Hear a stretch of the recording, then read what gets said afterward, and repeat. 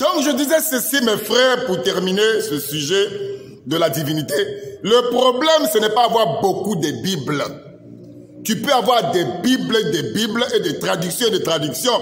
Si tu n'as pas la révélation, toutes ces Bibles-là ne seront que la lettre morte, une lettre morte. La divinité de Jésus-Christ, on ne comprend pas ça par les études ni par les recherches. C'est par la révélation. Mes frères, lorsque vous lisez dans Jean chapitre 1, le premier verset de Jean chapitre 1 à partir du verset 1, il est écrit ceci.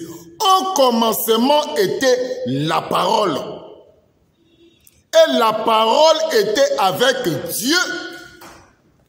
Et la parole était Dieu. Mais ça, c'est même facile pour certaines personnes qui sont éclairées. Elle était au commencement avec Dieu, la parole. Écoutez. Toutes choses ont été faites par elle, la parole.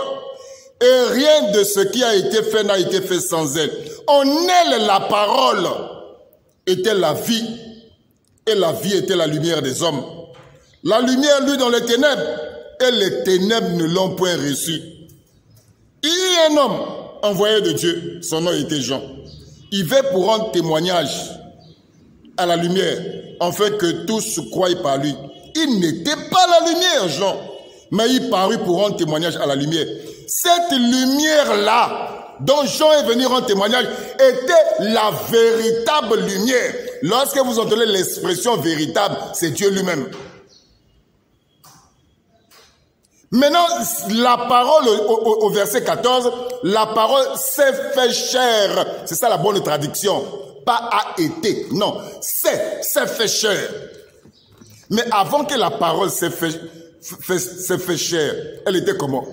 Jean chapitre 1, à partir du verset 1, au commencement était la parole était avec Dieu, et la parole était Dieu. C'est cette parole qui était Dieu, qui s'est fait chair. Nous sommes au verset 14.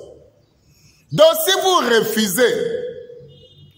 refusez que la parole a été faite, la parole s'est fait chair, c'est-à-dire Jésus-Christ, vous devez aussi refuser, au commencement était la parole était avec Dieu et la parole était Dieu. Jésus-Christ, c'est Dieu lui-même, mais manifesté dans la chair, 100% un homme et 100% Dieu.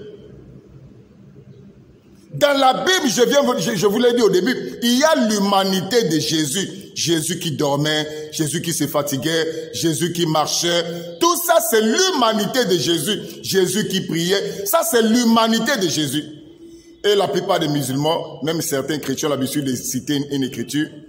Nous sommes dans Jean chapitre 17, à partir du verset 3, où Jésus dit, « Or, la vie éternelle, c'est qui te connaissent, toi le seul vrai Dieu, et celui que tu as envoyé, Jésus-Christ. » Là, nous voyons le Fils qui présente le Père, l'humanité de Jésus.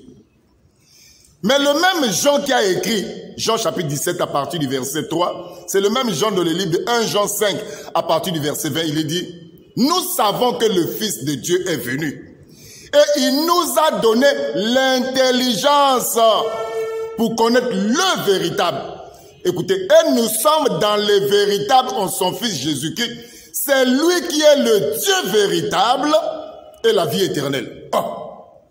Mais là-bas, le Fils dit que, oh, la vie éternelle, c'est qu'ils te connaissent, toi le seul vrai Dieu. Là, c'est le Fils dans la chair, en tant qu'homme, qui présente le Père. Mais là-bas, maintenant, dans 1 Jean chapitre 5, à partir du verset 20, on nous révèle maintenant l'identité réelle de Jésus. Qui est réellement Jésus-Christ? C'est pour ça que Jean dit, nous savons que le Fils de Dieu est venu et il nous a donné l'intelligence. Il nous a donné, on doit te donner cette intelligence, de connaître le véritable. Et nous sommes dans le véritable en son Fils Jésus-Christ. Donc il ne nie pas le Fils, il reconnaît le Fils. Il dit, c'est lui qui est le Dieu véritable et la vie éternelle. Donc nous voyons que dans la Bible, il y a l'humanité de Jésus et il y a aussi la divinité suprême de notre Seigneur et Sauveur Jésus-Christ. Lorsque les musulmans font des débats avec les chrétiens, ils utilisent beaucoup plus les versets qui parlent de l'humanité de Jésus. Mais les chrétiens, lorsque vous faites un débat avec les musulmans, vous devez aller avec les deux. Et l'humanité de Jésus et la divinité de Jésus. Que Dieu vous bénisse et que la grâce de Dieu soit avec vous. Si la Bible dit que Jésus est le Fils de Dieu, nous disons Amen, c'est l'Écriture. Si la Bible dit que c'est lui, Jésus, qui est le Dieu véritable et la vie éternelle, on ne doit pas être incrédule, nous devons dire Amen.